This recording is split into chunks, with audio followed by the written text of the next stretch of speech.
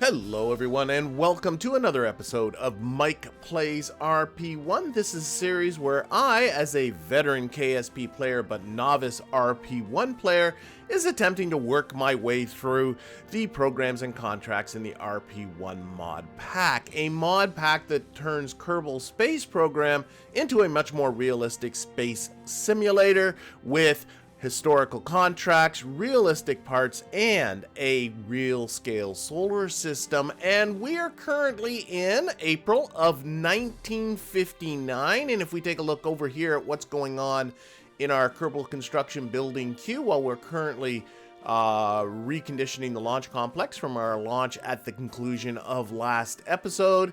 And you can find a link, by the way, to that episode up here towards the top right in case you missed it. Coming up very much on the heels of that in only 8 days, we have primitive solar panels. This one's a good one. I'm very excited about this one, getting much better solar panels than the one we've had before.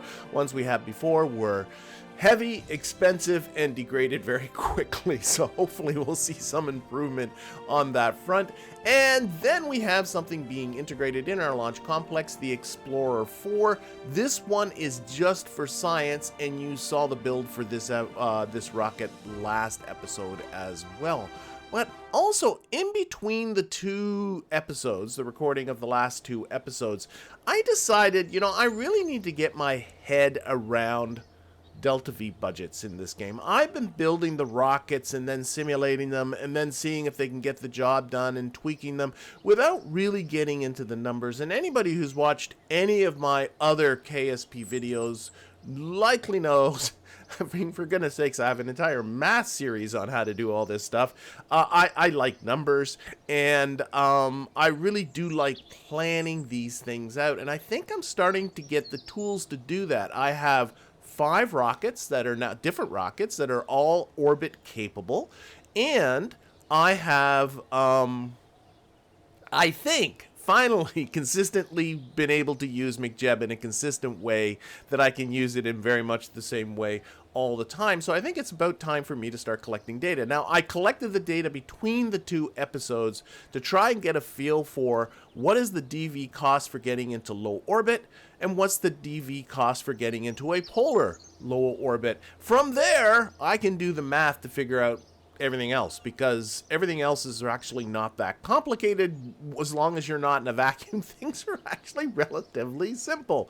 So if I can get a handle on what it costs me to get into low orbit, then I can get a handle for how much would the Delta V budget, for instance, be for this contract, which is something I looked at last episode and decided I couldn't do, where I had to get up above an apogee of 36,000 kilometers.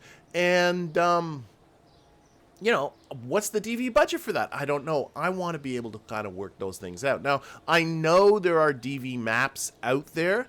I don't trust them. I have found mistakes on them in the past, here and there, little mistakes, because people tend to copy other people's numbers when they make those the accuracy of them are only so accurate as whoever came up with the numbers in the first place. And when I went and took a look at, well, what is the DV cost for getting into low orbit, I found anything ranging from 9,000 meters per second to 10,000 meters per second, which is way too much of a range. By the way, if you get onto Wikipedia and look up what is the Delta V for getting into low orbit in the real world around Earth, it was between 9,400 meters per second and 10,000 meters per second. But that depends on launch sites. It depends on lots of different things. And so it's just way too much of a range. So what I did is I did some experimenting, and I'm going to show you the results of my experiment here. They are, I got to actually show you that's what I'm looking for. And actually, I'm really looking at, we'll expand this out so you can really see my numbers. That's a little too big. There we go. I think you can see that pretty good. So these are my 5 different rockets that I have: the Atlas Stentor, the Solar Face solar face, the various solar faces, the explorers, the various explorers 1, 2, and 3. They were all the same rocket, essentially. The Atlas 1B caster, that's the one with the SRBs on the side, and the Explorer 4, which actually I've yet to launch. It is the one that's in development that's currently being integrated.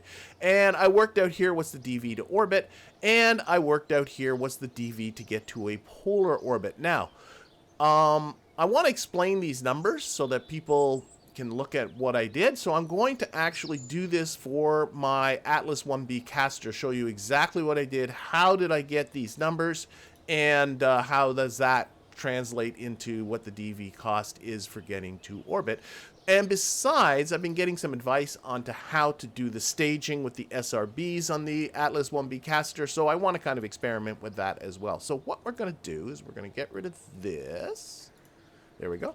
We're going to pop into the VAB. We're going to get into my Atlas 1B caster rocket. By the way, I also have an Atlas 2 Gamma 8 rocket, which is much, much bigger than what I've done so far. That one's still waiting on the launch complex to be integrated to be able to start with that. But this is not a final product. I got it to the point where I was happy with the scale, but I know the scale of it, so I could start integrating the launch complex. But I know this still has some more work to do, particularly working with the staging and a half. So I did not include this one in my testing because I know it's still got work. But I did include my most up-to-date rocket is this one. This is the Atlas Stentor on the top, caster 1-4 rocket. And what was recommended to me with this rocket was to take the SRBs. What I was finding is when I just used McJeb to launch this, McJeb wouldn't automatically let go of the launch clamps for me. So then I got into a KOS script that would wait an appropriate amount of time to release the launch complex.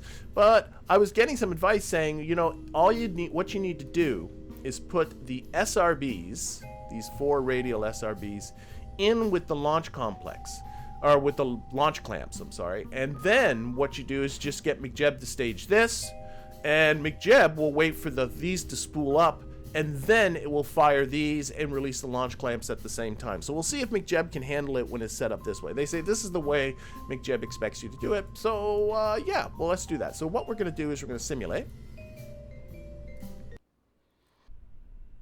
Okay, and we're going to get rid of KOS. We're not going to use KOS for this, and we're going to check this out. So what I found, okay, let's go back into my numbers, and I'll show you my 3 numbers that I did. So Atlas 1B caster. The first number is what is the vacuum DV that you have in the VAB. And for this rocket, it is 10,306 meters per second. Okay? So that is simply this number right here. Right? Total vacuum delta V of the rocket. That's it. 10,306. Okay? So that's my starting point. My next number is this number here, 7,759. That is what is your orbital velocity if you're in a circular orbit at 250 kilometers an hour. That one's just based on math. I just simply worked that one out. And again, if you want math videos on how to do it, you can go find my math series and it'll teach you how to do it. But that is the actual orbital velocity at 250 kilometers. So that's my second one. The next thing I want is to, well, let's get rid of this because this is going to be a demonstration, is I want to put this into, get to an altitude of 250 kilometers and then just burn horizontally as fast as you can and see how fast you can get until you've burnt out all of your fuel. And you do that with McJeb by setting this. You don't give it an early shut off stage. You say just keep going, baby, and you give it its burnout altitude. I want a burnout altitude at 250 kilometers, and I want you to be at a, I'm always assuming flight path angle. I'm assuming that's your pitch. I want you to be at a pitch of 0, right at the horizon. Just burn and get as much speed as you possibly can. Okay, and other than that, I think I should probably drop this. Let's drop the solids down to 0.25, just for giggles. So it'll drop the solids 1/4 of a second early. Some people are suggesting just taking this right off. That's to prevent the solids from doing their flying around. They've yet to do any real damage, but first thing I'm interested in is this thing going to stage properly without me having to do anything else? So I'm just going to hit stage. So now it's just the liquids on the bottom. They're spooling up. Oh, Big Jeb did that fine. So there we go. Don't need KOS to deal with the staging anymore. That's what people were telling me to do. And not surprisingly, they were right. Okay, so these are going to burn for about another 10 seconds. And then we're going to drop them, and hopefully they won't fly off in all kinds of crazy directions. I was also wondering, should I put some sort of little separation motors in here? Maybe that's something to do too, but let's see what happens here. Yeah, see, that's a little scary. A little bit. Maybe people are right, just say don't drop the solids early at all. Just wait for them to completely go dry and then drop them. Or maybe put in some separation motors. I don't know. Things to keep thinking about. But in the meantime, this thing is flying just absolutely fine, so we're going to give it a little bit of... Oh, we're going for an orbital one. Okay, that's fine. I didn't notice that I have my orbital inclination at 90 degrees, so we are going for the polar orbit. I said orbital one, but I meant polar orbit. There it goes pitching over. Okay. We're now in PVG mode. Probably could be tweaked a little bit better, but that's okay. Again, this is just one of 5, and they were very different. I was surprised in the differences, and we'll go over all those numbers in detail in just a little bit. Okay, we're coming to just a few seconds away from the next stage.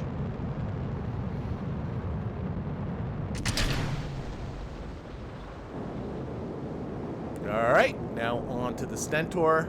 Again, what we're aiming for is a altitude of 250 kilometers, and at that point we're just going to be burning horizontally and just building up as much speed as we can, giving me a good idea, you'll see once I do a little bit of math, of how much it costs for this thing to make it into orbit. Some people might be wondering, why not just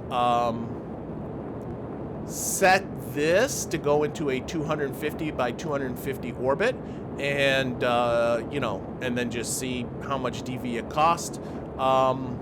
Couple of reasons. Number one is I find once this Stentor engine, or any engine that only has a single ignition like the Stentor here does, cut off, I lose my DV, my delta V stats here. They all go to 0. It says, nope, this thing is done, even though, so you got to be really quick, excuse me, to notice that what it is. I was just finding I was missing the number a lot. The other one is a number of those rockets, the final orbital insertion is actually done with an SRB, so it can't stop when it gets to an altitude of a circular orbit. It just keeps going anyway. So to create a profile that will work for all the rockets, I'm doing it this way. So anyway, let's keep going. So you can see we're getting close to our target altitude. And we still have about 50 seconds left in our burn here. It is starting now to bring the apogee down. It can't throttle this down, so that's why it has to do the whole pitch up and then like get up and then pitch down to bring down the apogee. That's the way it has to do it because I don't have a throttleable engine. Anyway, what are we at here? We've got about 16 seconds. 16 seconds. So what you're going to see is we're going to achieve an orbit. But then the number I'm really looking at, here we go, we're getting an orbit, and what I'm looking at is this speed here. This 8,581. So that's the final speed it got to. So with that in mind, let's go back to this. And we're actually in the polar part of this. So we've got this one. 8,551. This, actually, that is quite a bit faster. Oh, what did I have? I think I said 81. Sorry, I've forgotten. 8,500. I think it was 81. It's now going down because we're going up. But I think it was 8,581. You can go back in the video to confirm or deny that. And before I had 8,526. So it definitely is better now, thanks to some of the suggestions that came with that early staging. But let's stick with my original numbers. So where am I getting this DV to orbit? Well, if it needed to get to an orbital velocity of 7,759, and it actually got to a velocity of 8,526, you simply subtract these two to find out how much extra it did beyond just simply getting the circular 250. And then once you subtract these two, you simply subtract that number from the initial delta V. That's the amount extra DV that we kind of burned doing extra stuff. We subtract that, the difference of these two, from the initial DV of 10,306, and that gives you how much delta V you used to get to orbit. So let's go through these numbers. So all of these polar orbits, you can see they're a little bit all over the place. It actually did a little better than that. But I'm going to take the highest one, which is this one, the solar face, 9,800 meters per second. So I'm going to write that down. And rounding it up to the nearest 100. Rounding up all the time. This gives me, so this is my new budget that I'm going to use whenever I want to go into a polar orbit. It costs me 9,800 meters per second. If we take a look at the DVs to get into a 28-degree inclination orbit, again, that's the latitude of our launch location. This is what we get if we go due east. This is the easiest orbit that we can do. Sorry, my throat's a little bit...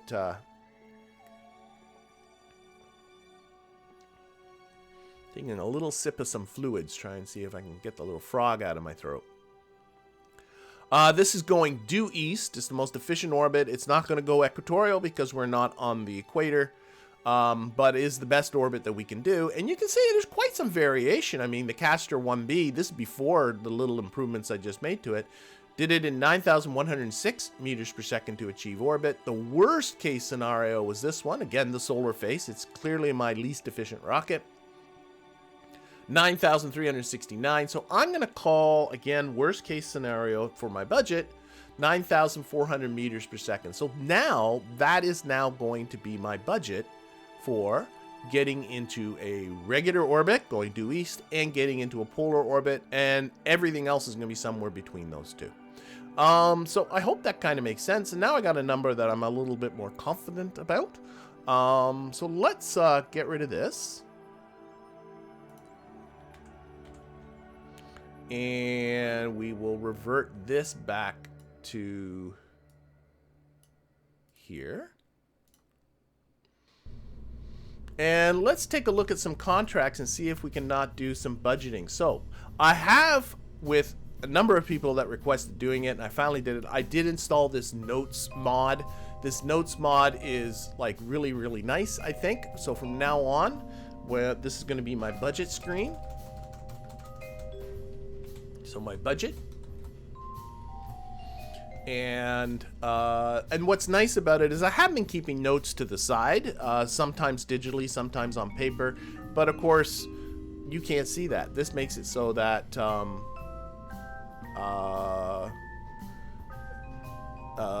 this makes it so you can see it. So what I'm going to do is for my budget, so budget 250 kilometer, 28 degree inclination. It's 28 or 29, but it's all good in that ballpark. We're budgeting 9,400 meters per second now. That's now our budget, so this is going to be here all the time. 250 kilometer orbit at a 90 degree inclination, and we'll estimate in between. Maybe somewhere I'll try and do some equating and see if I can figure it out. I think I had 9,800 meters per second. Let me just check that real quick. I did. Okay, so from now on, there's my budget. Now let's see if we can figure out a nice budget, say for this contract here, this Cosmic Ray Satellite Get Beyond LEO contract, which requires me to be a periapsis above 200 and an apoapsis above 36,000 kilometers. Now that becomes really easy for me to work out. So I'm going to right now write Cosmic. You get this right. Cosmic. Ray. Satellite. Beyond. These are long titles. LEO. Contract. Budget. Okay. So what we have here, if we take a look, we can see right away that there is no mention of inclination, right? So that means we can write just simply down here, LEO, 9,400 meters per second. Now what we need to do is raise Apo.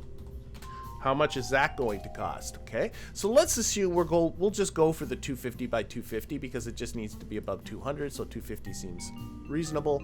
And I want to get up to 36,000. This part's easy. I have done this part so many times, and again, I've got videos that if you want to know how to do it, you can do it. But I made a spreadsheet that takes all the real Earth numbers, and this is just for working stuff up in real Earth solar systems. So for instance, here I have transfer cost delta V's to get from a particular orbit in kilometers to a new orbit in kilometers. Let me zoom in so you can see that. Okay, and if you want to know the math behind all this, I got tons of videos on it. But this new altitude needs to be 36,000 kilometers. So 36, all I got to do is do that. And the first burn here is how much it cost me to go from 250 to 36,000. The second burn is how much it would cost to circularize it, that which I don't have to do. So that gets me a total, but so I basically ignore this one. This is the only one I'm interested in. Typically I'd round up to just to the nearest 10, so 2,450. That's a very dependable number because it doesn't depend, there's no atmospheric draggy, lifty, all that stuff. It's really simple once you're in a vacuum. But I do want to get above this, so let's put this up to 2,500 meters per second. So now I can put 25, whoops, let's get rid of this. 2,500 meters per second. And if we add that up, okay, here we go. It is 11,900 meters per second. Okay, and so now I can look at this and say, I now have a budget. And so I can get rid of this. This makes me feel better. This makes me feel happy. I don't have to just launch this and see if it can do it. I can look at my delta V stats. Right? And I can see that this has a total of 10,306. It needs 11,900, so it needs about another 1,600 meters per second. I can probably get that in a variety of different ways, so maybe I can still work this forward. Remember, it does not have any kind of payload on the top. As well, there's nothing to stop me from putting more casters here on the bottom. Maybe like putting 2 of them in this space right here might work really, really well. But you know what? That's all going to be for the future. So I think I've kind of talked enough about this kind of stuff. Let's save this budgets page. And how do you close? I guess I just close it by clicking down here. Blink. There we go. And get rid of that. Okay. So that's all that stuff taken care of. Let me fix up my notes here. They are very, very screwy. Okay. Was there something else I wanted to talk about in my other notes that are not in those notes? Yes, I did. Let's go back out here. Okay, so what was talked about out here? Budgets.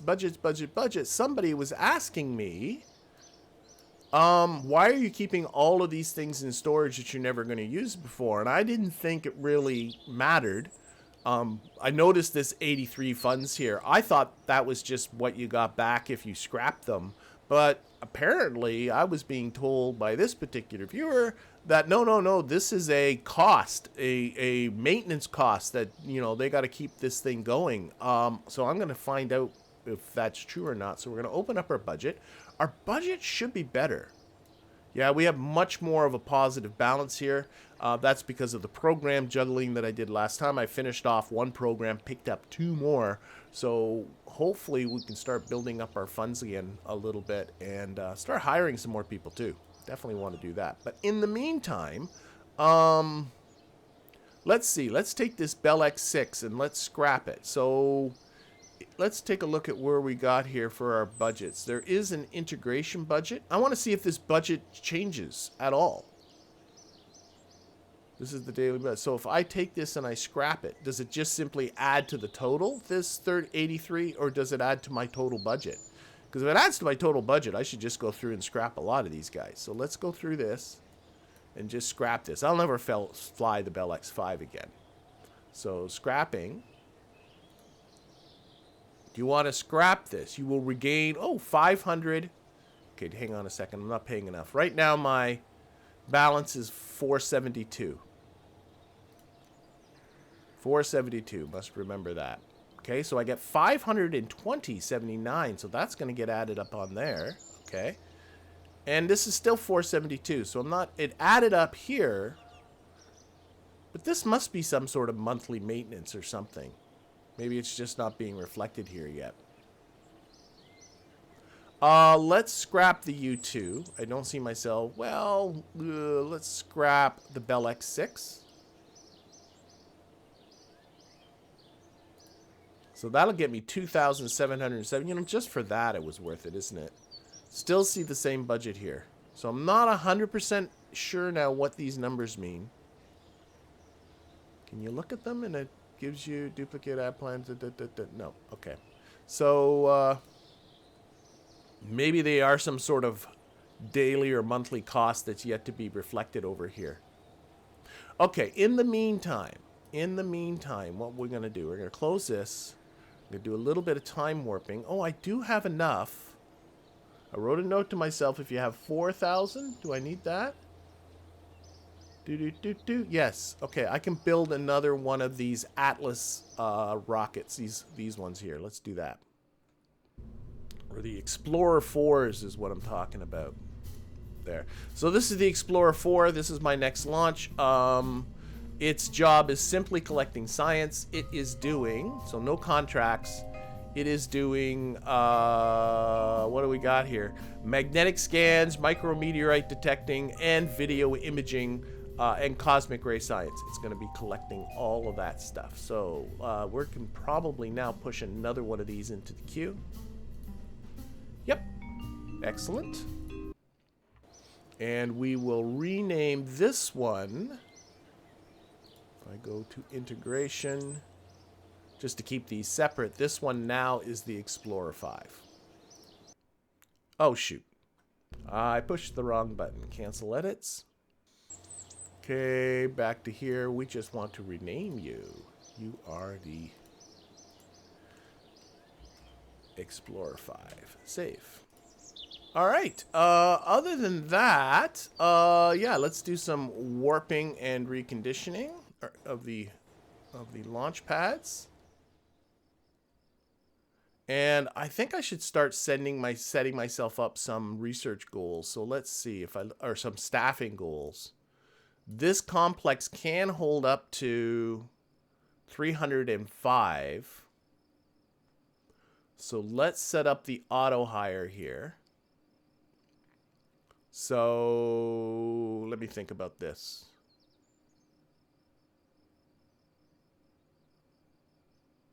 Auto hire engineers. Final count. So let's set our final count to 305 because I'd like to really get up those engineers. And I want you to, when we have 5,000 funds,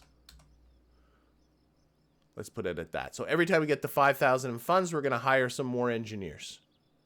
And we're going to stop at 305 because that's the most that the complex can hold. Excellent. Okay. All right, so I don't need to worry about that. And you can see here we're going to reach 305 engineers in only 27 days. So that's nice. Okay, and then we'll start hiring some researchers too. Primitive solar panels are next. Let's do that.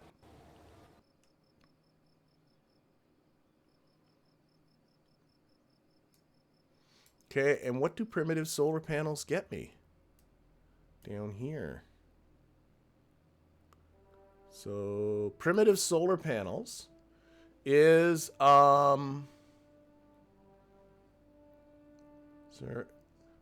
Solar Tech 1 1951. So this is more an upgrade, I'm assuming. Let's just go into the VAB here. So if I bring up my only craft to have solar panels on it, which is the solar face up here. These were the solar panels that were on there.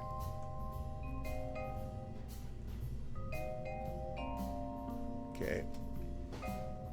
And so now what we can do, these were the first solar panels you unlock. And now I want to just see if we got some improvements here. So I think these are more upgrades, right? Has potential upgrades. So hang on, can I just click on this? Reset model to original. That does that. Okay, let's undo that.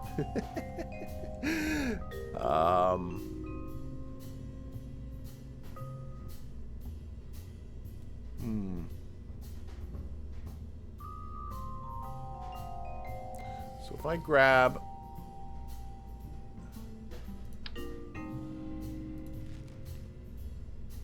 Okay, I have these ones, but I think these are static. Yeah. Or, I'm sorry, they're obviously static. I meant that they are not upgradable. Or they're not scalable. Oh my gosh.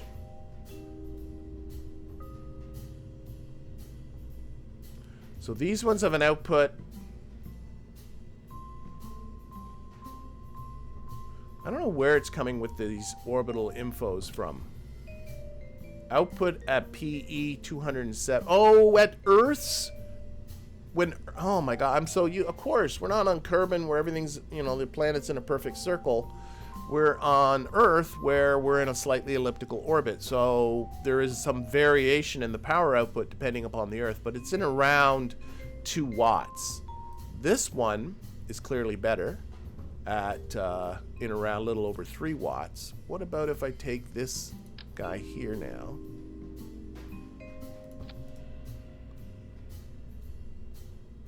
And what if I make them exactly the same as this? This might already be factored in. I'm wondering if tech level 0.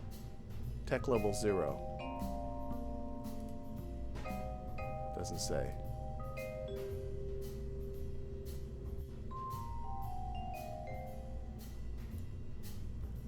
So these were hexagons. And then I changed the panel scale down.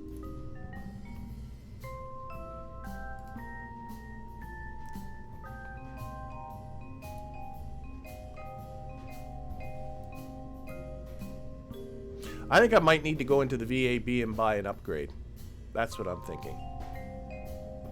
Yeah, these are exactly the same as these. So let's go out of here. Don't save this. I find it kind of confusing because sometimes you do the upgrades in the VAB, sometimes you have to come out here. So primitive solar panels. We have medium solar panels, and we have solar panels tech 1. Okay, so this is what I got to upgrade. So if I now go to if I spend 5,000, do I have 5,000 funds? I just have 5,000 funds, so let's do that. Oh, it paid, of course, with credits. I forgot. Of course it would. Okay, so that didn't cost me anything. So let's now go back to my solar faces.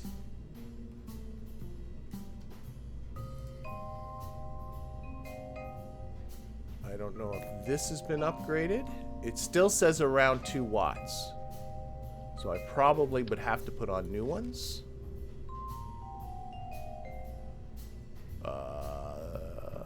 I just want to get an idea of why am I having trouble finding electricity. Oh my gosh. Yeah, you. Now, of course, these are huge, so I need to change them so they're exactly the same. A hexagon, the scale was 0.2. Oh, they are a little better. And probably somewhere here it says tech level 2 or tech level 1 or something. Maybe not. But I think they're a little better. These are the exact same scale as these. These ones are between 1.94 and 2.07 watts. These guys produce a little bit more, 2.04 to 2.18 watts. Anything else that's really... I'm hoping they do degrade over time. I'm hoping that they degrade more slowly. I don't know if there's information on that part.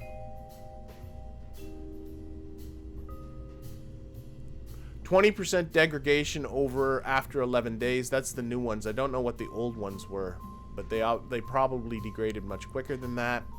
Yeah, I can see tech level 1 here. Okay. Oh, here it is. Oh, look at that. You can switch the tech. You can go down to more primitive tech if you want. Ah, now I can see it directly. So can I take these guys then and go up to the higher tech? I can. There we go. Okay. All right, I figured that out. Nothing for now I'm going to do with those. But, definitely something to keep in mind for the future. Okay, next we're going to get to our 305 engineers. So let's do that. We also have our Atlas 2 launch complex coming up, so that's exciting in just 50 days. So I got to start working on that, on the Atlas 2 rocket. My time warping is really jumpy right now. I'm not quite sure if there's something gobbling up resources. Okay, so I got my 305 engineers. Excellent. Let's make a goal of getting to 600 researchers next. So I'm going to go to the auto hire. How do you change it to... I got to change it to researchers. Auto hire. I like to have twice as many researchers as I have engineers. So we're going to, again, researchers, auto hire. We'll put it at 600. So 600. And I think the... not 6,000, 600. And I think, again, the 5,000 reserves is a good idea. Seems to be working for me. So we'll close that. And again, we'll have our researchers done before the... shortly after the Atlas 2 launch complex is done. But in the meantime, we're going to build our Atlas 4 rocket. Let's do that.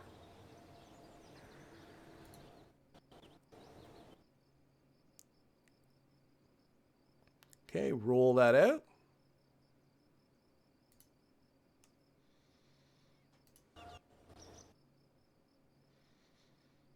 And, oh, we are, you know what? We're so close to sunrise. I know technically, but this is going to be pretty. So we'll be a little dark when we start, but we'll go into the sunrise. So let's launch our Explorer 4. Okay, so yes, it is dark, but it shouldn't be dark for very long once we get up and out and into the sun. So I have here my flight instructions. I do have the mission matches, the rocket, Explorer 4 launch instructions. That is good. This is, so we want to set up our Mikajebs here. So ascent guidance, close that. And I'm hoping that I'm making myself make more sense. So we're going to actually definitely... Oh, wait. Early cutoff is off. We're going for a burnout altitude of 250. We're going for an inclination of 90 degrees. We're going for a polar orbit because a number of these experiments are biome specific. So we want to get ourselves over different biomes. Force roll 90-90 is right. Unguided stages 0, 1, and 2 is correct. Drop solids early is off.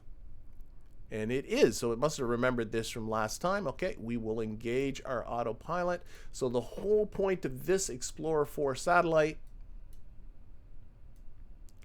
is simply going to be to do science. We're going to do all kinds of science. And I got an identical one to this one because this guy will run out of batteries after a while. And...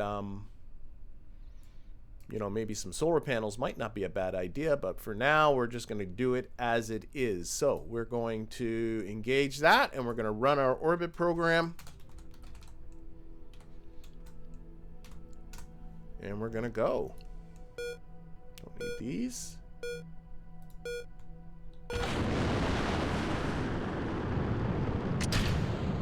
And we are off with a successful launch. We are rolling to go towards a polar orbit here. Now I'm going to turn it. Which way is the sun? That's the ocean, so the sun's coming from this side at some point. I'll try and position this so you can see its silhouette. Our launch program is done. And the whole point of this is... You know what? I'm just looking at this. Yeah, okay, we're coming out into the sun. And I'm noticing a note that I did write to myself amongst my gazillions of notes. And unfortunately, I missed this one.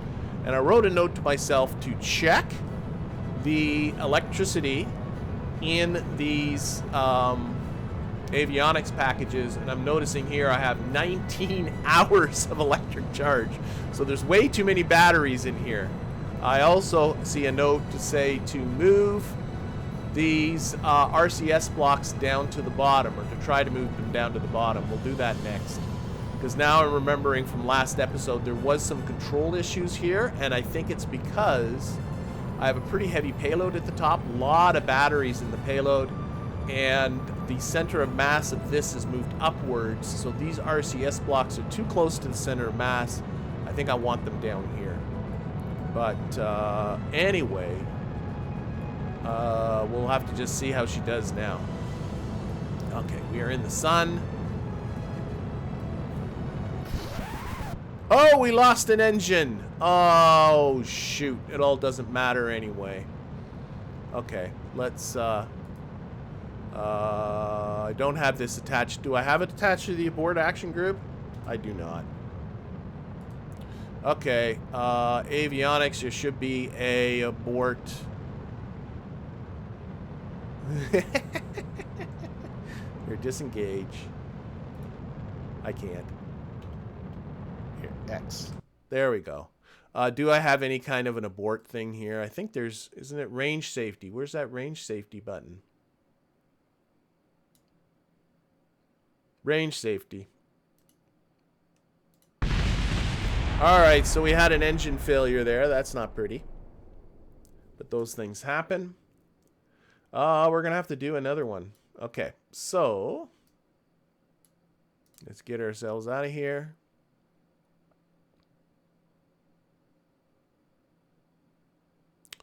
What am I doing? No, I have to do it this way. Back to the Space Center. Gotten so used to doing simulations, I keep forgetting how do you get out of here when you're just doing it without being in a simulation. So what we're going to do is we're going to take our Atlas 5 here and we're going to edit this. So one of the things I wrote to myself was that this has entirely too much electricity in this. Oh, maybe it doesn't.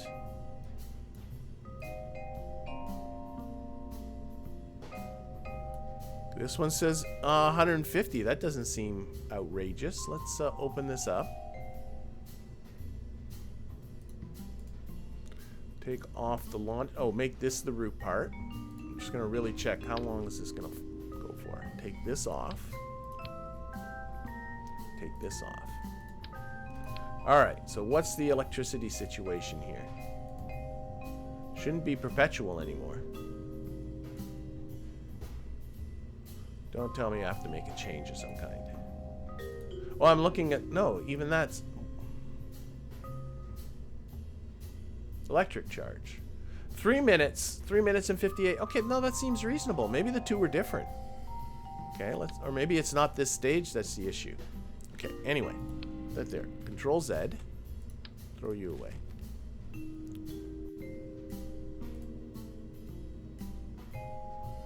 Close. Okay, put this back on. Come on, be good.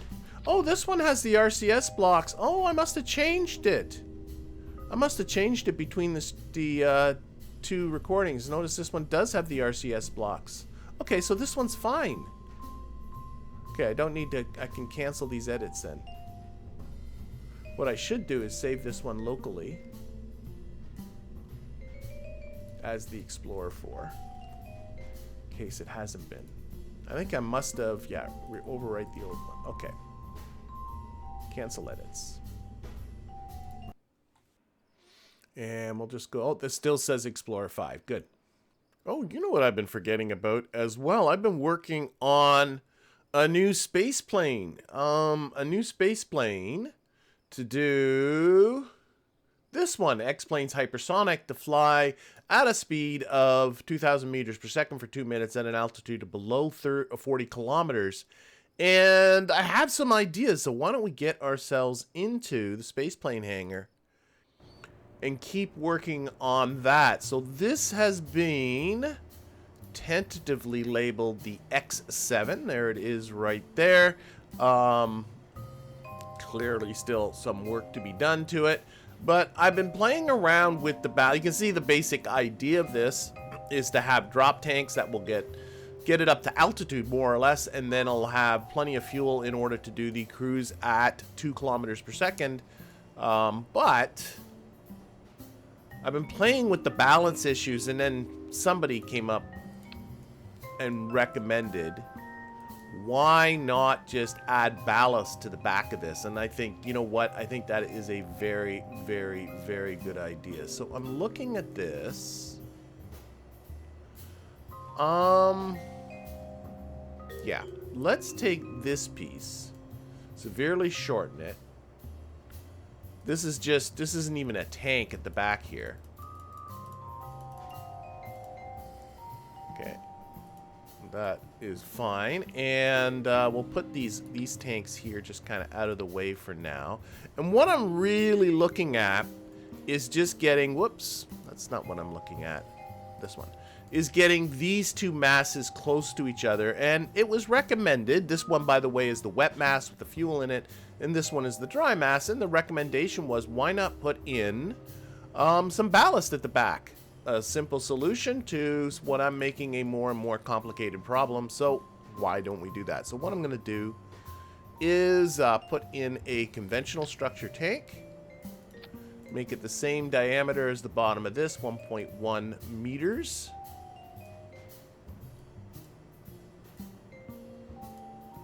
And we'll go into our tank GUI and we will fill it full of lead. That is what we're going to do with that. So there should be lead in here somewhere. It is lead ballast. We'll add that in. Now right now I think it is got a lot of lead in it, right? That moved the wet mass, but if it's ballast, must know that that's here. Let's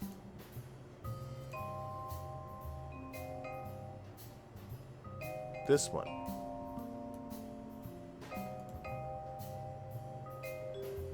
Doesn't show the lead in there, but it moved the wet mass way back, but not the dry mass.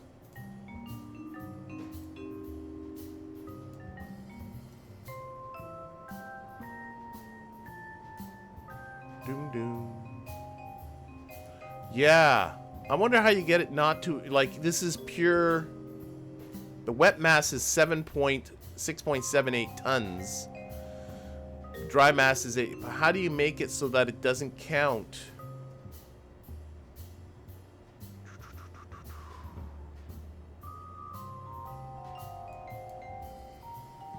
Okay, first of all, let's put the engines back on. Okay, we're gonna make this a lot shorter.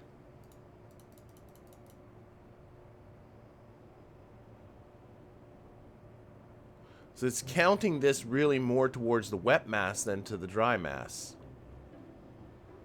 But it's not going to use up the lead that's inside. It just sees it as fuel.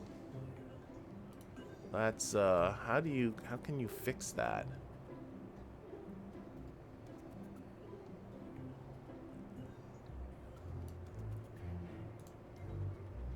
There's not... I was hoping there would be, like, you know, if you click on here, and you can see these, and you can actually turn them off, right? See how that affects the dry mass right away? Because all of a sudden it's like, oh, you're not using that. But I don't see the equivalent thing here for LED. Like, I thought I'd have a LED slider that I could then turn off. Is there a toggle for that? Choose tank types.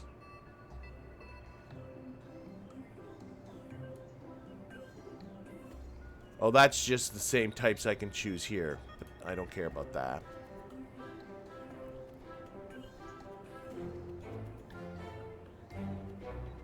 Okay. Oh, I want this to be aluminum, I guess. It really doesn't matter because it's got a bunch of lead in it, right? Okay, what other options do we have here?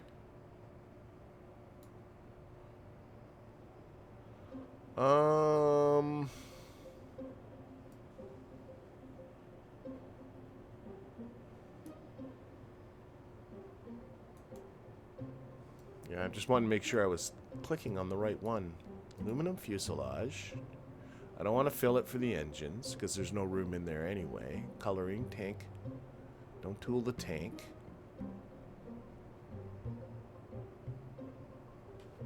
Shoot! How do you deal with that?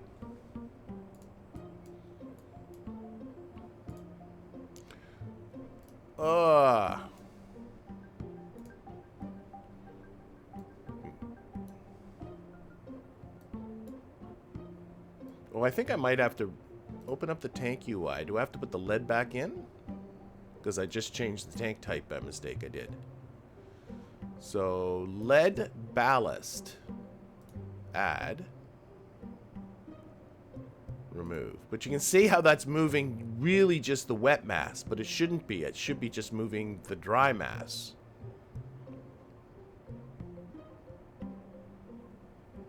Like, you would never use up lead.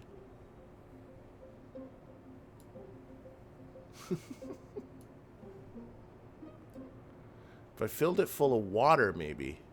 What other options do I have? Something that I can turn off is what I'm looking for. Something heavy, too, obviously.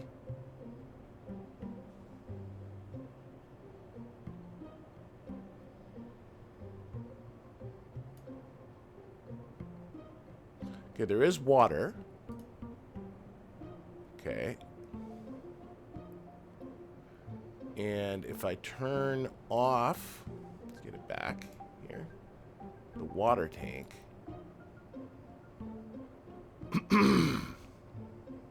But clearly that's not as effective as lead. So if I remove that, let's just try this again. Tank UI. Lead ballast. And if I go to here, yeah, there's no lead option. Okay, I'm going to go to water. So, tank UI. There's probably some way to do it, but I think this gives me just a more accurate read. And what I want to do...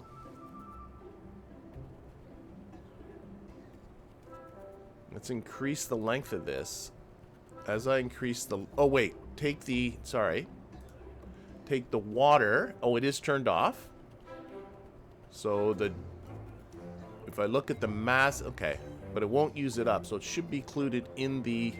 let me see if I turn this on and off. That affects... yeah, that affects now where the dry mass is. So now if I increase the length of this... that's the idea. Bring those two close together. Ideally right on top of each other. Now, of course, I've just made the plane a lot heavier. We'll see how this works for me.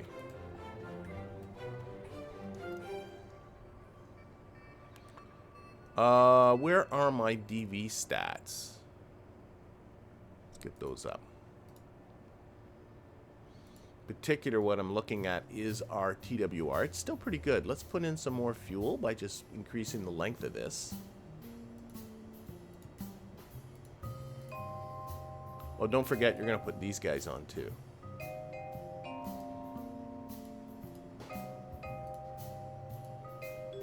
Just want to make sure both of those markers are there.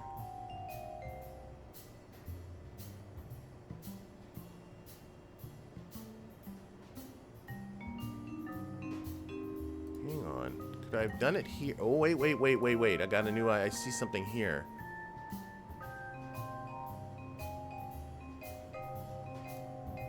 Let's go back to lead. Remove the tanks. Go to the tank UI. Back in the lead ballast.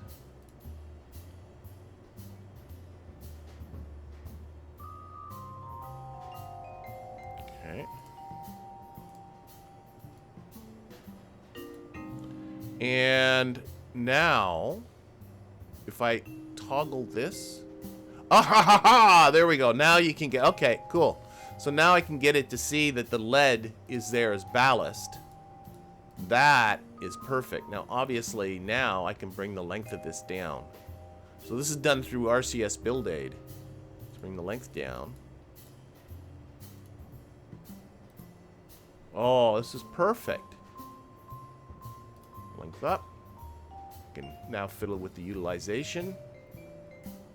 Get that red ball right inside. Oh my gosh. That's lovely. That is lovely. Okay, let's fix some of our aerodynamic surfaces here. I should have been doing this a long time ago. Put you there. Okay. Let's see where our center of lift is. Oh my gosh. Oh my gosh. I was also thinking of putting, somebody also suggested, you know, you don't have to go with elevators at the back. You could go with canards. But I am really thinking that's looking pretty good. Okay, let's go open up the Ferram Aerospace, do some stability derivatives. Let's see what that gets us. Always mix up which of these two it is. It's not that one. I always pick the wrong one first. Data and stability derivatives. And again, we'll go like 35 kilometers. We'll go... I'm always getting these Mach numbers wrong, I know. But I'll say Mach 7 for 2 kilometers per second. I could get out a calculator. All right. Now, somebody was telling me these side slip derivatives are only really when the airstream is hitting the plane on the side. Which is like, you know, if you're turning, right?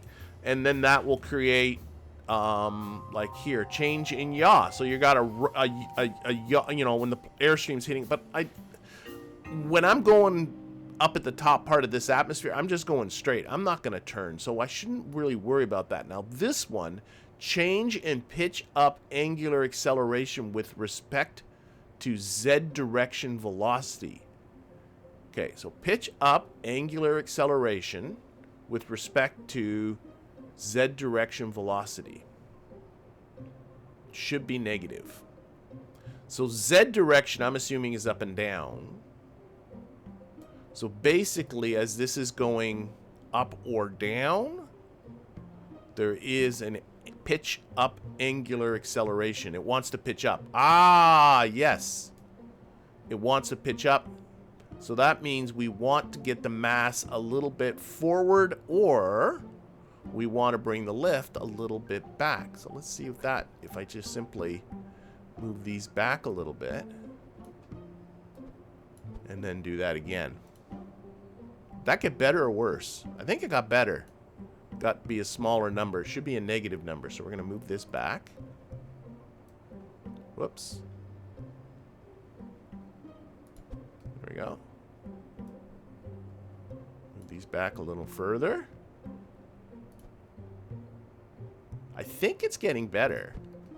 I'm really not... Okay, 0005 here. I'm not sure if you can read that. Oh, now it's like minuscule. It's in scientific notation. Wow, these wings should be really far back. Might want to move those elevators back, to be honest, if I have to go further than this. All right, that's all green now. Green and white. I'm ignoring the side slip thing. I don't think that's a big deal. Well, if it has to do with side slip, then I would think it has to do with the rudder. I think I'm going to move these elevators just a little further back. Like so. And then maybe put the wings a little further forward. Like so. Okay. Just looks a little better. But I would think side slip has to do with the rudder. So if I move this number here, it says should be positive. It's negative. So if I can make it... Let's see what happens if I move this rudder back just a little bit. Or maybe make the rudder a little bigger. That's a little better negative. So a little further, quite a lot further back. It's a little better. Not a ton better.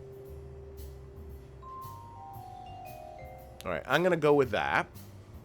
I'm going to go with that. Now, the next thing I want to do is put on these tanks, but I want to not mess around with the location of the... I want to keep the center of mass still right on top of the other center of mass. So I'm just going to move these to, let's say, like about here.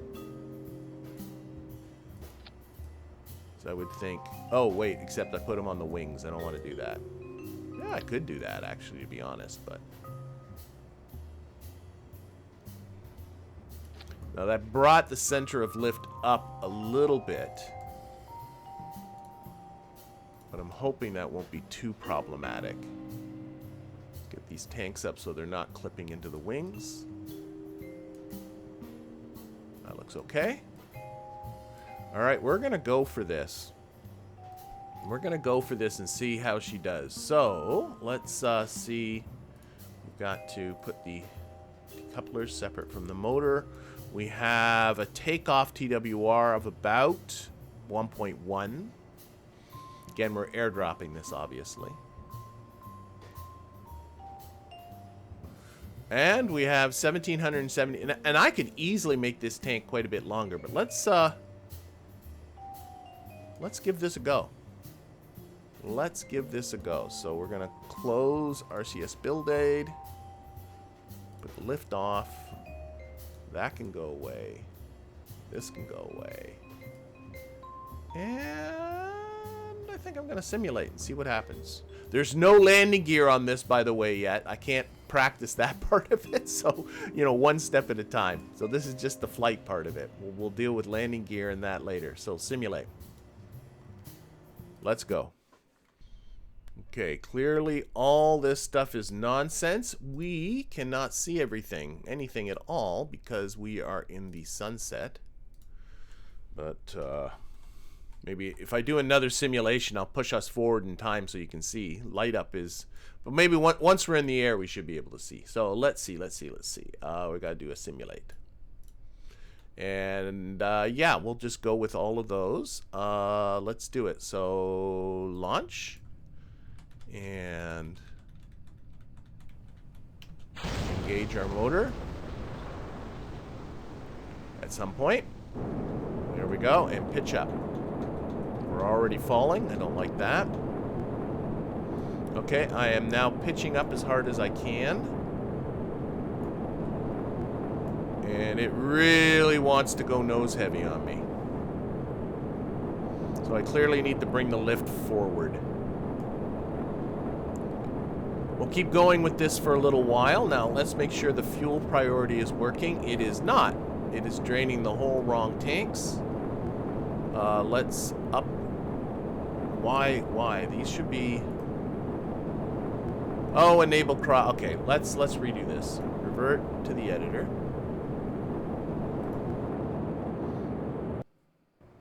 Okay, we are quite nose heavy. So what I'm just going to do is just arbitrarily move these wings forward.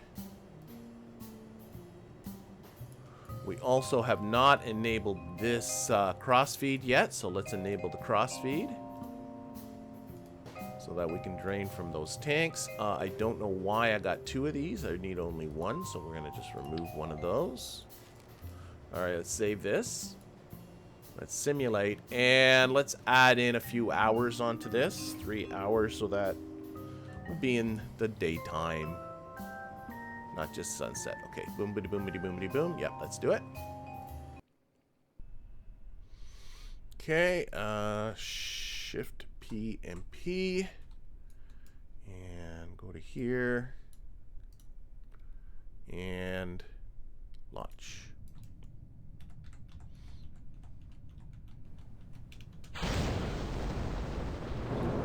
Okay, we are engaged. We are pitching up again, hard pitching up. I'm just thinking as well, this might be more of a thrust vectoring issue than it is, because especially by putting on these tanks, I have lifted the center of mass up quite a lot. And the thrust vector from these engines probably is not lined up with the center of mass. But I'm just thinking, if the thrust vector is below the center of mass, that should help me pitch up, not the other way around. So that might not be it. But right now I'm pitched up as hard as I can. We are slowly pitching up. We are still descending, unfortunately. I haven't resolved that problem, so that's going to be problem number 1. We are draining these tanks correctly. We are. So that's at least something. We got all of that fuel. Okay, so that has to be adjusted.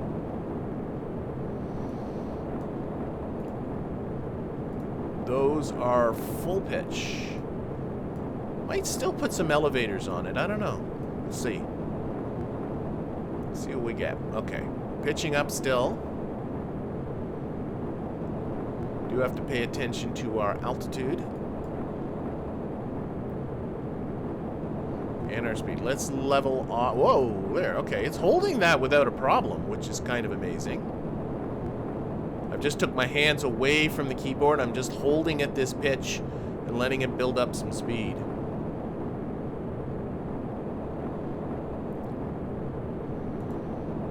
We're going to be through these tanks in no time, I tell you that. Let's get out our contract. There it is, the Hypersonic one. Keep an eye on that. Can I change this to crude contracts? Yeah.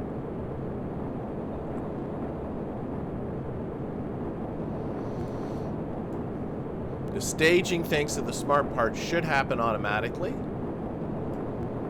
What is that smart part set at? It should be 0. There should be no residuals.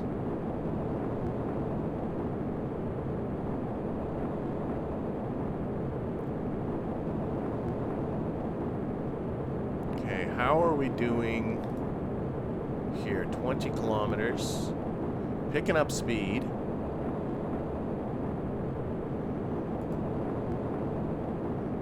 There they go. That went clean. That's a good thing. Now we should really be picking up speed. Let's get our cruise flight control. Whoa, that's not what I wanted. I meant to just open up the little GUI die. Silly. Silly McBilly pants. Oh, we are getting some side slip. Oh, that's what that red one was all about. All of a sudden we started getting that side slip thing happening. Oh my gosh, we are out of control. Okay.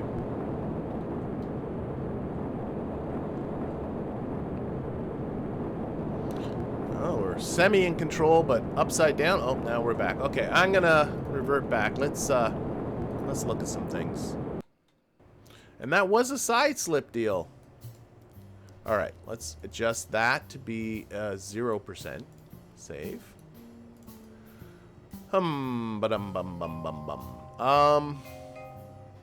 Let's look at that thrust vector. And again, that center of mass. See, I would think this would be getting me to pitch up easier rather than more. You know what I'm saying? Because, like, I already angled the thrust vector, and you can see it's... Let's open up RP1 and go look at engines and thrust. Let's see if we can reduce this thrust vector. See, this is already wanting me to pitch up. Of course, once I make this adjustment,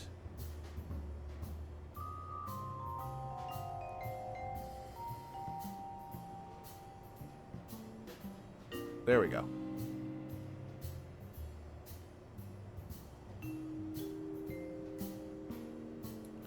And then maybe slide it down a little bit. But of course, this is when... Ooh, slide them up. I don't know if I want to slide them up any higher. Here. This is for when those tanks are on. I'm not sure I'm doing myself any favors. But once these tanks come off... Right now I got a monstrous wanting to pitch down thing because that center of mass has just gone down.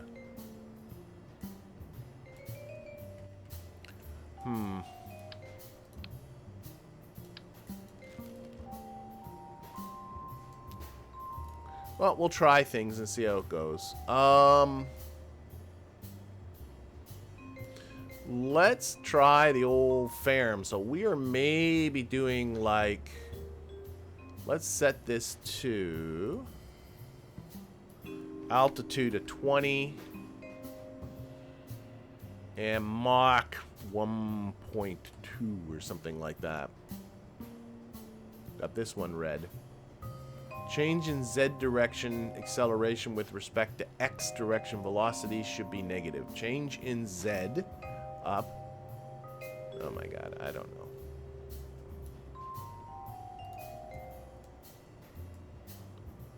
There's definitely suddenly a side slip happening.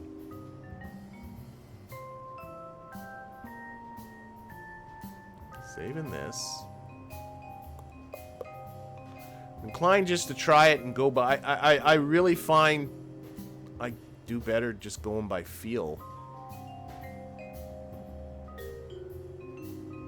Well, this one's being stubborn. There's no doubt about it. Okay, let's try this one. Simulate. Close that. P. Okay. Yep. Let's try this.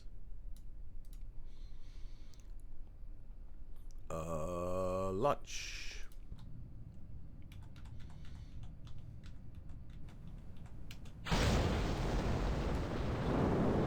Okay.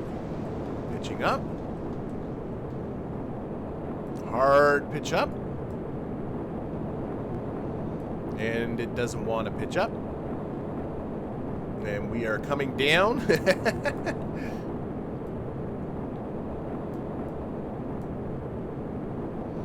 Well, we'll give this one a go, but you know what I'm really, really close to? I'm really, really close to taking my plane from my previous RP1 series that did do this and just saying screw it and using that. Very close. And just because okay, I'm starting to get some pitch up happening here. We're going up in altitude. Can we hold that for a little bit? Let's hold that for a little bit.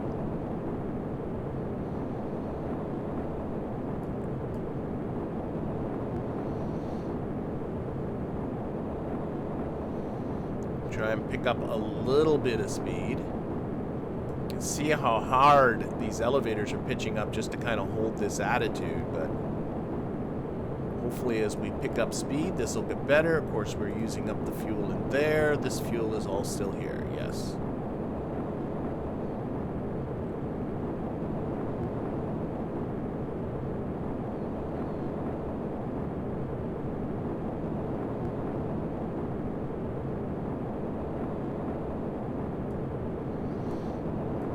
But I am very much starting to get tired of planes.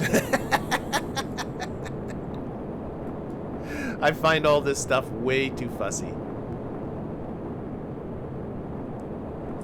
Alright, we are picking up speed well now. You can see the yaw fighting. I'm wondering if we're going to get, again, that side slip thing happening.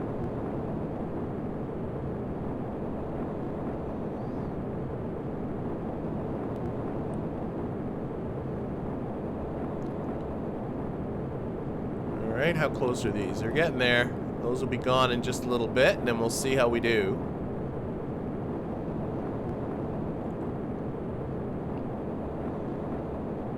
Really think... Oh, there we go. There's that. Now, what if I got this out? 35 kilometers. Let's put this at 37 kilometers. Advanced option, pitch up at a rate of 10 degrees. Heading 90.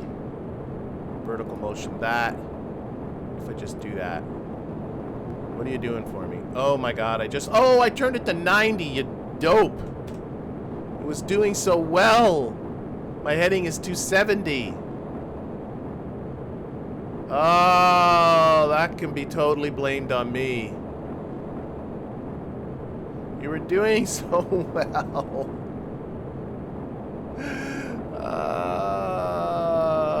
I don't know if I'm recovering. Okay, we're gonna restart that. That's on me. Let's restart. Okay, close that. Shift P. Let's get this going right away. So 37, that's cool. 270 for the heading, that is good. Okay, climb angle of 10 degrees, that is good. Okay, but we're going to start on standard fly-by-wire. And we're going to just go. So start this up. Launch. Okay. Engaging motors and pitching up. I wonder if I just put this on right now, what it'll do. Okay, engaging standard fly-by-wire, it's gonna try and do its best to pitch up. And I'm just taking my hands away, let the autopilot deal with everything.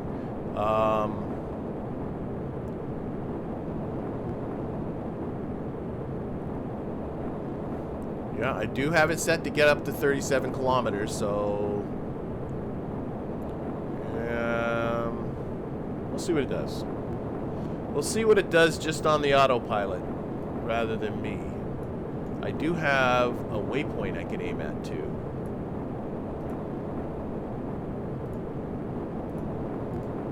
Okay, a little bit of bouncing happening, but, as I can see here, that is now going up. I don't like that oscillating, but maybe that'll settle out there. That's settling out now.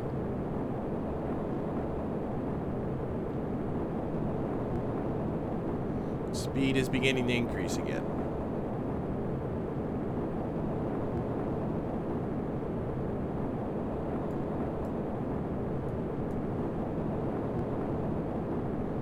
Alright, who knows? Maybe this is the one. Okay, can I lock to the waypoint? Is that a risky thing to do?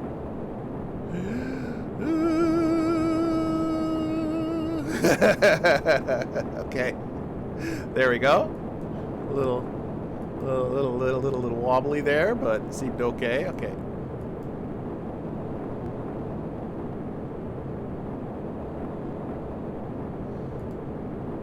Yaw Control. Okay. Whoa. What's this? This has no yaw control. Oh my gosh. Oh my gosh. Has that been like that the whole time? This had no yaw control. It was on pitch. Oh, no wonder this thing was sliding around sideways. This one's on yaw. What the happy heck?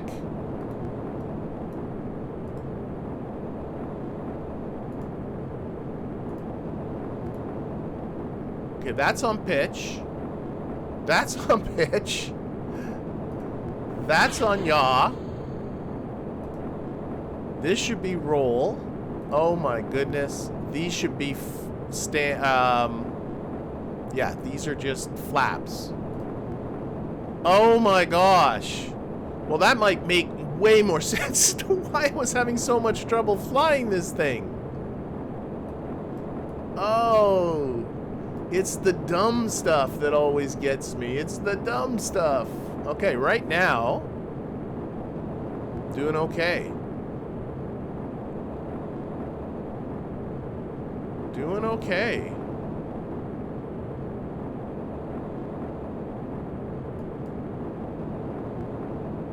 All right, let's open up the contract. Good. Again, the idea is get to 2,000 meters per second. We're not even halfway there yet. But of course, that was it flying with... I don't know what effect that had. This was on yaw, and this one was on pitch, and I don't know what. Now it makes way more sense why I was having all those issues.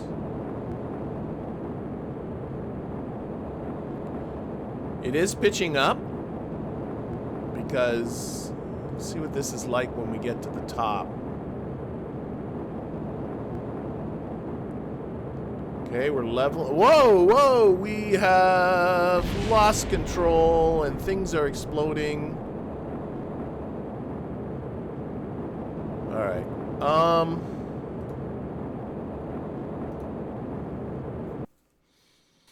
Okay, let's check these control surfaces.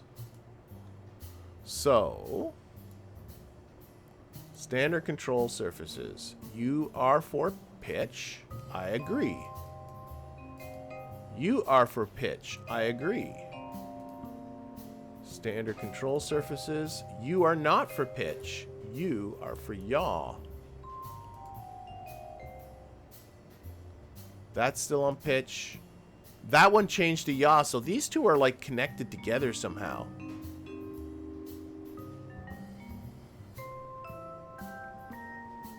Yaw. Pitch. Pitch. Okay. I am going to remove these. This lost control because I think the thrust vector is just so awful. So I think I'm going to... I think the thrust vector is more important when we're up to altitude and we've lost more of our fuel than when it's lower in the atmosphere. So I'm going to fix the thrust vector for here. So let's do that by just lowering this. Why is that making no difference?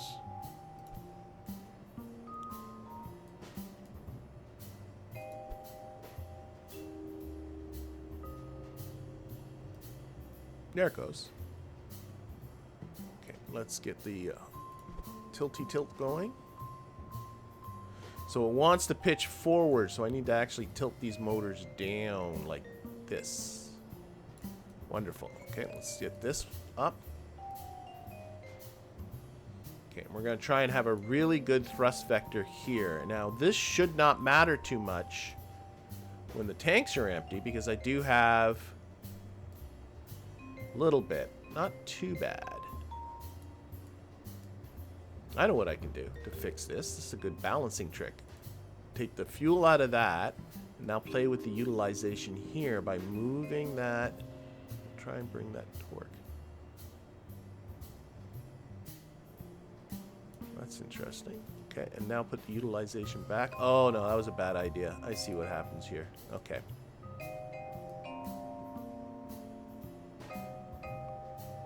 We'll just do that. Okay.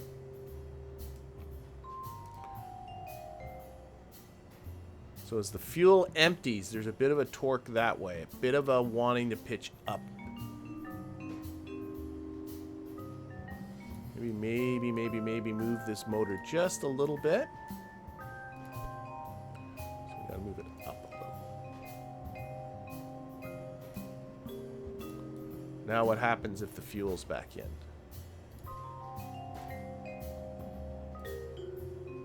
Now we got a slight tendency to pitch down. I'm just going to try and split the difference.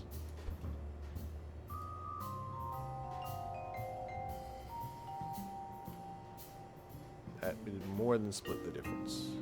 Okay, I'm going to go with there.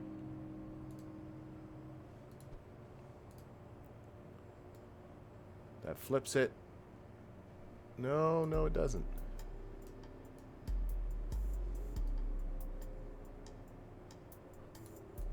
Let's get these two to flip around. So right now it's pitching up. I want it to just flip the other way. Come on. Oh, that's... There. Okay, now what happens if I play with the fuel level. Yeah, okay, so I've split the difference between those two. Okay, so that's better, I think. Let's put in these tanks. Oh, and now I see why I got the smart part twice, what I just did here. Yep. Okay, and we're going to position these so that the center of that mass is right on top of the other one. And again, we're going to roll them ever so slightly so that they're not clipping into the wings.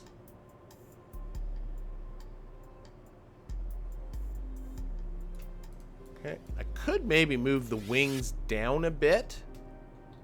I don't know. I don't know if I want to risk that. Now, of course, I have a large torque, but I think I might live with it. Okay, let's save this. Fix that, save it. Okay. Turn that all off. And I need a smart part back. The Drainix. Back on here. And when that is down to 0, you're going to stage. Okay. Now suddenly I feel like I'm really not that far away. But of course, that's always the feeling, isn't it? Simulate.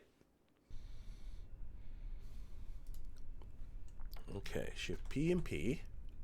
Check out all this stuff. 37, heading up to 70.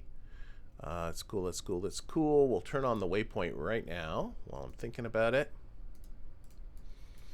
Okay. And what are the craft settings at? They should be on the X-plane setting. Yeah, good. Okay. Shift. No. What do I got to do? I got to... That's what I got to do.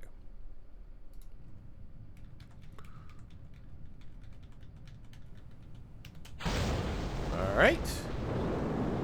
Engaging that. It's pitching up actually reasonably easily. Let's engage the cruise flight controller. And we'll see what it does for me. So somebody also was recommending to maybe put a photography camera on this thing, or the film camera, and do some high atmosphere photography stuff. That stuff is biome specific, and you could definitely use this, get above 40 kilometers, and do that. Now, I'm not quite sure if the best plan would be to get above 40 kilometers and just try and cruise at, you know, like just above 40 kilometers, or if the best plan is to put yourself into a parabolic arc. I don't know. To be honest, though, I'm actually probably getting a little bit ahead of myself. Let's see if we can get this thing out of the way first. Okay. So it seems to be settling in. That's all a good thing. Notice the pitch, it's not pitching up all that hard. So that's also a good thing.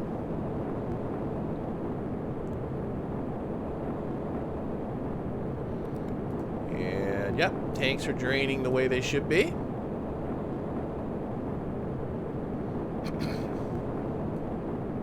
Now I really want to make this thing work.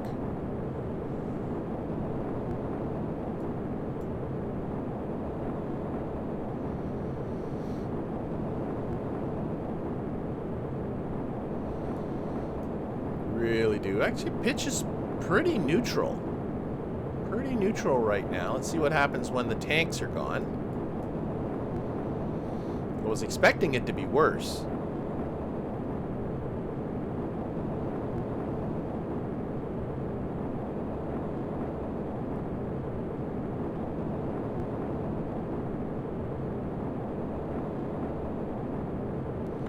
All right. We're getting a lot of oscillating on the pitch. I know I can get into like some PID settings stuff. Oh, okay, that was supposed to happen. It scared me. It's settled down now again.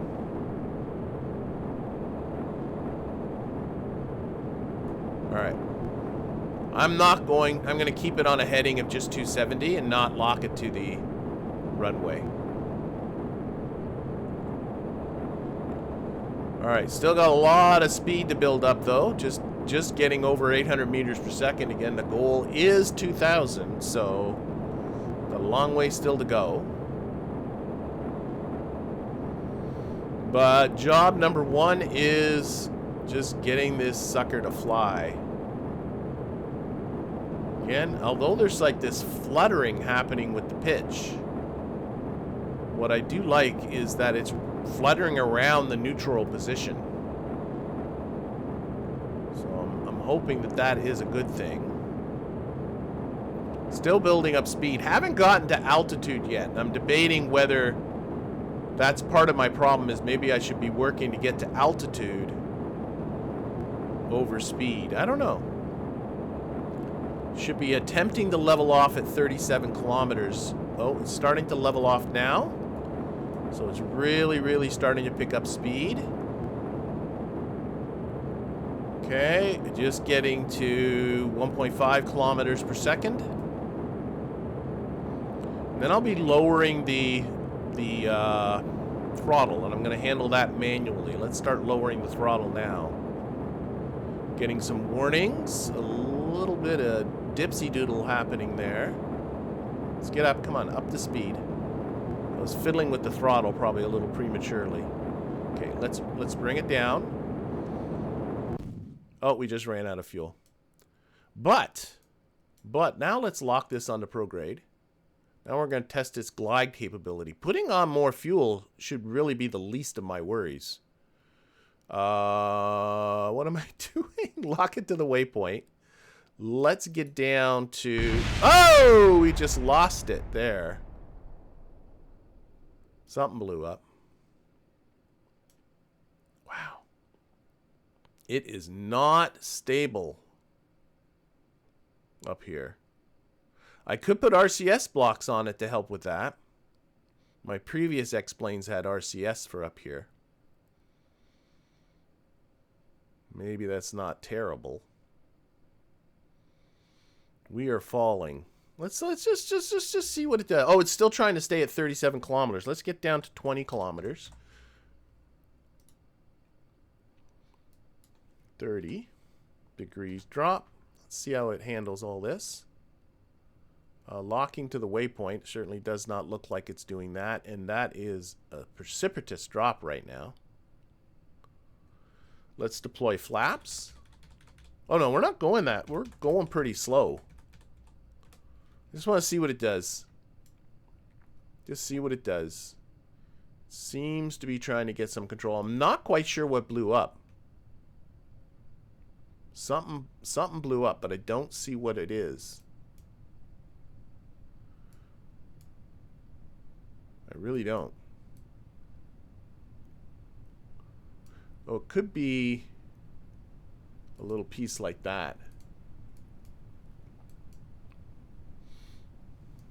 Okay, let's go for 300 meters. And flaps. Why are you dropping like a... Oh, max climb angle is insane. There, that's why it's dropping like a stone. There we go.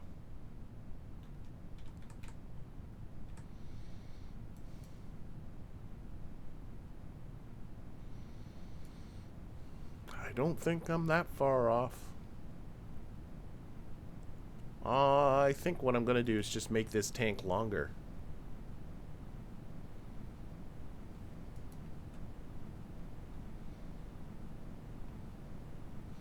Give it a little bit more flight time.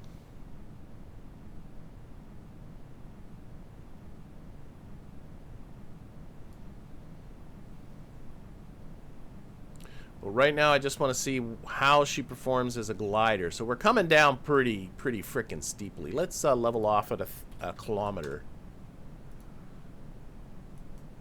We are shedding speed. I've yet to put any flap. I always get mixed up the difference between flaps and spoilers. I think these are flaps. I want to put on some spoilers too. But let's see what it does. So leveling off. To be honest, everything was going okay until this looks a little funny. There's a bit of a gap. That's an aesthetic thing though. Alright, and it's leveling off and it's flying right, and all the controls here are pretty neutral. Okay, let's go back. Revert to the editor. I was ready to bail on you, but now I'm sort of like, I want you to work. I want you to work, by gum. Okay, so we're going to take these tanks off. I'm going to try lowering these wings.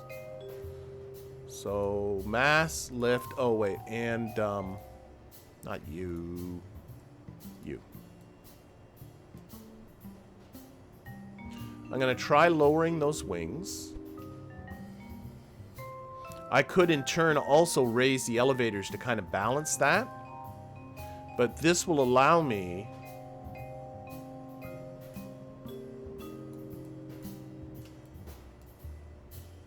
to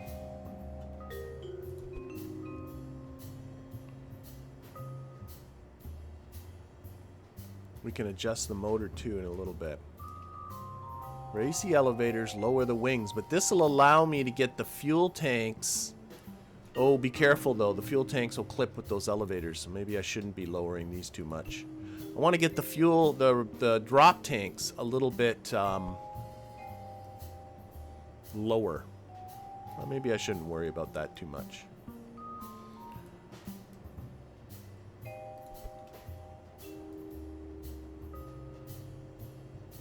Trying to move it.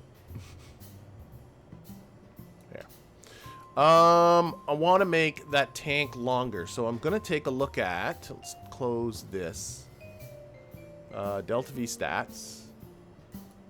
I want to add, see if I can add, there's just shy of 2 minutes of fuel time, or flight time. Let's see if I can add more flight time to this by just making this tank longer. So we're just going to, so right now it's about 2 minutes. I would love to add it, get it up close to 4 minutes. Of course, that's going to get this thing being pretty freaking long. More flight time. You know what? Let's stop at 3 minutes, because if we get to speed, I'll be seriously reducing the throttle. Alright. Now, of course, this thing is starting to look rather long. But we'll see if we can get this to work. Let's put on our centers of masses again. Let's adjust this. It really feels like now it probably needs bigger control surface, or bigger surfaces, but I'll stick with what I got for now. Let's fiddle with this to get that red ball right inside. Alright.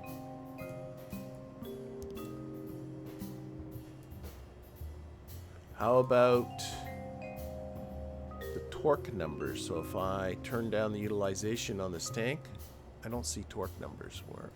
Why am I really not any? There's really not torque. I've lost my torque circle. The torque, where's the torque? Torque, 1.118 kilonewton meters when the tanks are full. And when the tanks are empty, oh my god, it barely changed. So the thrust torque issue seems to be largely vanished. Okay, let's see what happens if I give it to Ferram and what it thinks of all of this stuff. So we're talking Mach 6 at 37 kilometers. What are we going to see here? There is this one in red. Change in pitch up angular acceleration with respect to Z direction should be a negative number. So it wants to pitch up. So in my interpretation, if it wants to pitch up, I need to move the wings back. So we're going to try that. Move the wings back. Calculate again. Oh yeah, that made a difference. It's very small now on that end. Move the wings back a little more. There we go. That's green. I do have some reds here. Again, side slippy stuff. Yaw rate derivatives. Change in roll right angular acceleration with respect to yaw right rate should be positive. I don't know. Oh, we do have some funky things here with this rudder now. This rudder should be further forward. So with this, of course, that's just changing everything, isn't it, when I do that?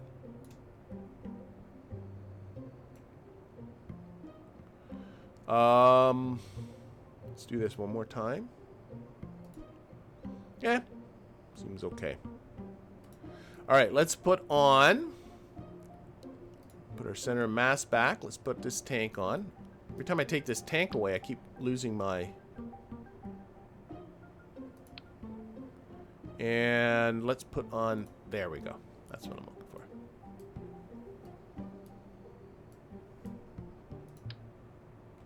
Two of them, obviously. Again, putting it right so the two are right on top of each other. Like so. I'm a little worried with these tanks. You know, I have succeeded in getting them lower down on the plane. But of course, when they come off, they might be clipping this. I guess there's only one way to find out. Now I have a very low TWR now when we launch this thing. But we can see how she does it. Okay, so we're saving you. Whoops, let's fix the staging. And simulate. I so want this to work now. I don't feel like giving up. Okay, cruise flight controller should all be the same. It is not. Oh yeah, because I changed it. That's why it's not the same. Heading 270, altitude 37 kilometers. Max climb angle, I do think it's better lower. Well, I don't know. Maybe try 20. Maybe it's better if it gets up to altitude quicker. Okay. Simulate.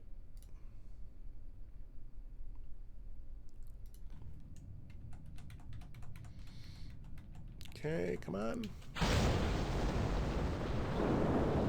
Okay, up we go.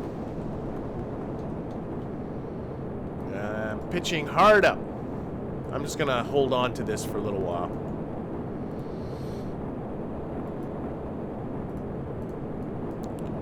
So I am now pitching hard up on this. Oh, I didn't put a smart part on this. I'm gonna have to stage it manually. So let's keep an eye on that. We are falling so badly.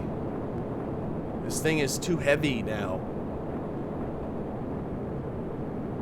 Like, look at our altitude just plummeting. Try and try and try to pitch up.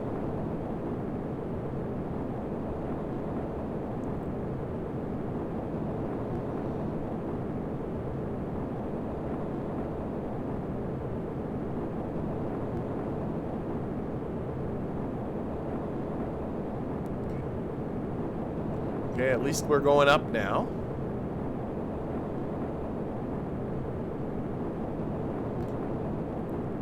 Okay, I want to try and build up some speed a little bit. Not particularly encouraged by that.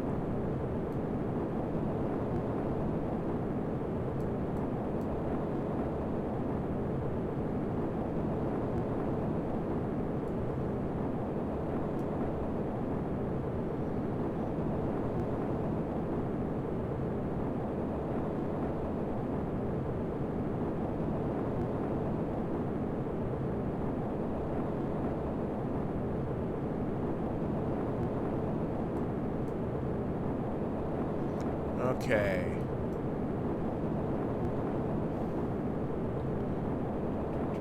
Yep. So, yeah. Okay. We're getting close to stage separation here. But I'm not that encouraged by this because of how far we dropped at the beginning of all this. And now we got to work to get our way back up to altitude again. Pitching up a little. We'll be dropping the drop tanks very, very soon. Again, trying to translate speed into altitude.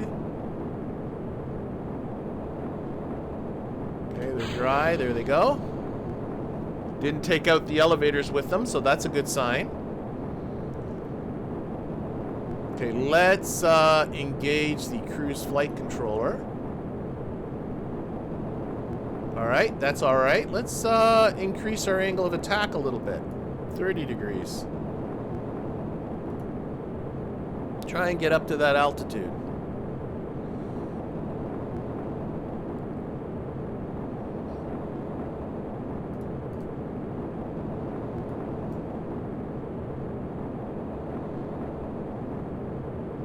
The wings feel small now. When I look at this like this, they feel like they should be bigger. But what do I know?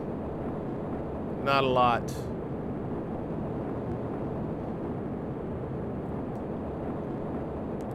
Not a lot indeed.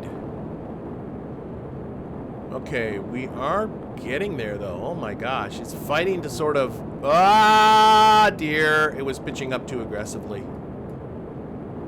Ah, dear, oh dear, oh dear, oh dear. I've lost it. I lost it, I lost it, I lost it, I lost it. Might have been better off not using the cruise flight controller there. I was getting too aggressive with having it pitch up. And I'm not quite sure. Let's see if it just finds itself again. I'm not convinced it's going to.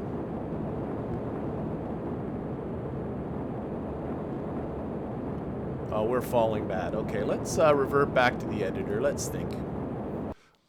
Okay, save this. Just for giggles. Just for giggles. I'm going to open up. This is my old RP1 series. This folder. Right, that's my new one. Yeah, this is my old one. And I believe I just called them, yeah, X this, that. I think it is the X7A. That is the one I used in the previous series. So this is the one, very much the same idea as you can see, just with straight wings and stuff. Not 100% sure what is going different here. But just to kind of end this particular video, I'm thinking, why don't I try giving this a go? See if I can figure out why this one's going fine and the other one is not. If I take a look at the difference there. I don't know. I don't know what I'm doing. Let's see. Let's simulate this. This is going to be just for funsies. So, I'm assuming there's a smart part buried in there somewhere. Simulate. Let's go. Okay, so Shift P and P. Let's get rid of this. Cruise flight controller. 37 kilometers. In case I want to do that again. I don't know, set this to 10. Heading 90. No, heading 270. Oh, did I have it on heading 90 before? I could have. That sounds like something I would do, but revert to editor. No, relaunch. I want to revert to editor.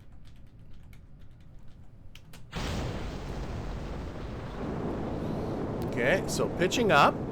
And this one will pitch up. Notice I have the elevators up nice and high. See that? They're up on the rudder. So that's one big difference. And I have the wings down really low. See what I did? The wings are very low, elevators very high. It's like I was almost thinking about stuff. Alright. Let's try putting this on cruise flight controller.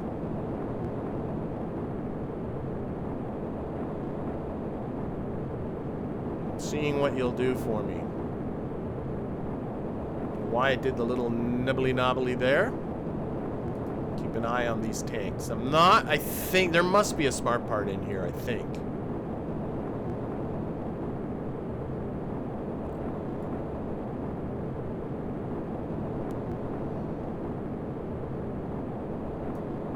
Okay, and yeah, we're keeping an eye on the tank there. Again, we'll bring up our contract just for giggles.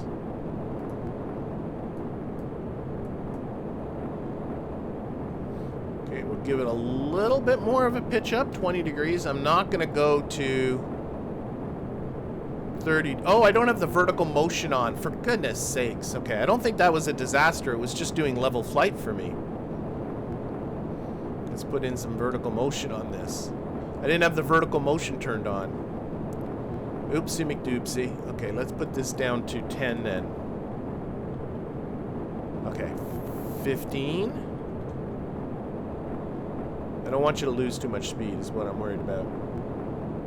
Of course, very aggressive, isn't it?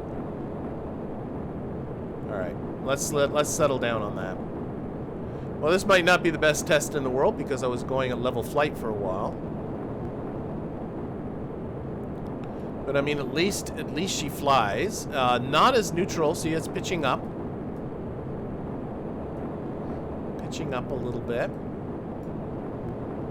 And this is all around. You can see the basic design of this. Same idea as what I did in this series. Is I started with the kind of basic Bell X1 design with the straight wings and then just kept making it bigger. I don't think I ever changed. Look, like I'm looking at the back here. Look, yeah. I think this time, I think in that series I was trying to go for really trying to copy the plane. This time I didn't do that in this series. But I don't know, if this one gets the job done, I gotta seriously think maybe I'm better off. Oh, these are also balloon tanks. Oh, maybe the other ones were too. I can't remember. These are balloon tanks on here. These are aluminum, I'm assuming. Oh, aluminum gridded tank. Okay, I might be using better technology on this plane. Okay, those went without an issue. Good for them.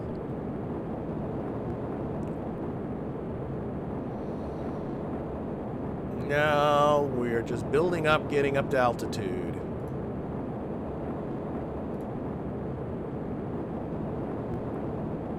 But you can see, same engine, not too different in concept.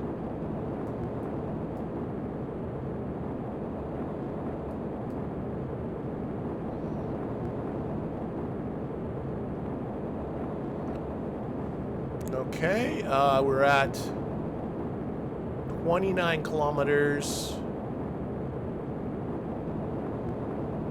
Just about. No, 30 kilometers, just crossing.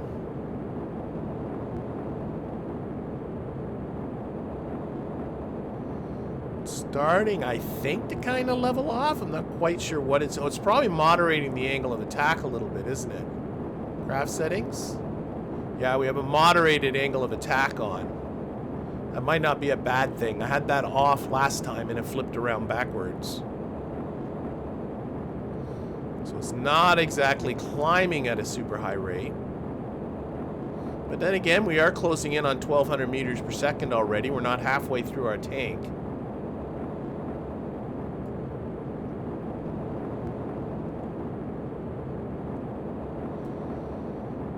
Does this have any kind of ballast in it? I don't think it does. I think these are just structural parts here.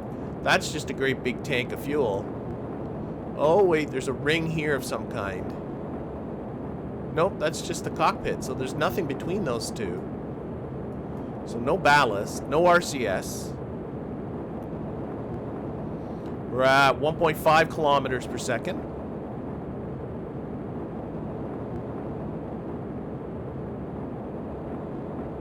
We are pitching over sideways a little bit for unknown reasons. We are now leveling off, 36 kilometers in altitude, 1.7 kilometers per second. 1.8. 1.9, leveling off. Okay, let's reduce throttle here. Whoa, gotta get a little faster. There we go. There's 2 kilometers per second, reducing throttle.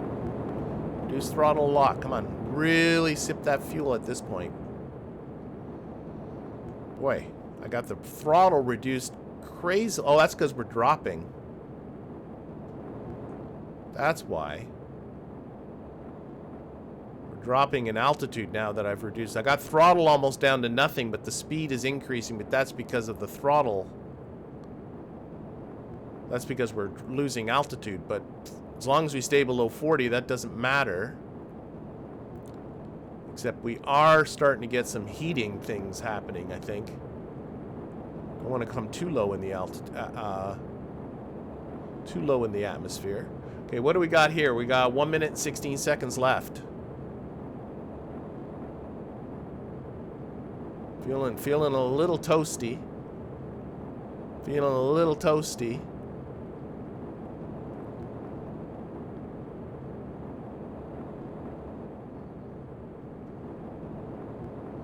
Coming over the KSC, I can see it below us. I'm not worrying about that. Let's get some speed up. I'm gonna keep that speed up. Don't want it to drop too much. 40 seconds. 40 seconds, more speed. More speed, getting a heat bar on that cockpit. That's a little sketchy. Maybe less speed. Oh dear, oh dear. This is so... Okay, the heat bar's not as bad as it kind of looks. I'm just noticing the hot dog there. You can see it's not quite at the end of all of this. 11 seconds. Oh, we ran out of fuel and we just dropped. We didn't make it. We didn't make it, but it was close. Okay, let's deploy flaps and get this down to, I don't know, 24 kilometers, something like that. We really need to slow down.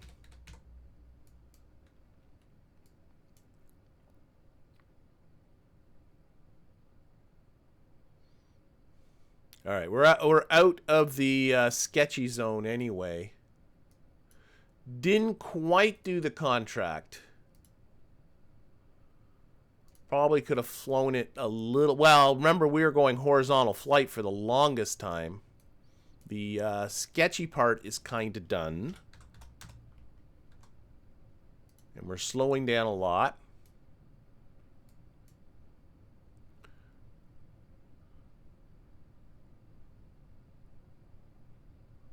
Let's put this back at 20, really slow down.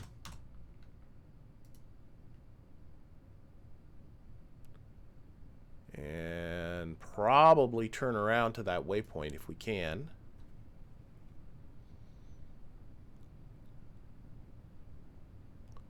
It doesn't seem to want to turn around. Take the flaps off. Probably limiting the G's to some degree. What if we took off the limited angle of attack business? Won't let me. Explain. Oh, because it's on, yeah. It won't let me when I'm on the cruise fly-by-wire.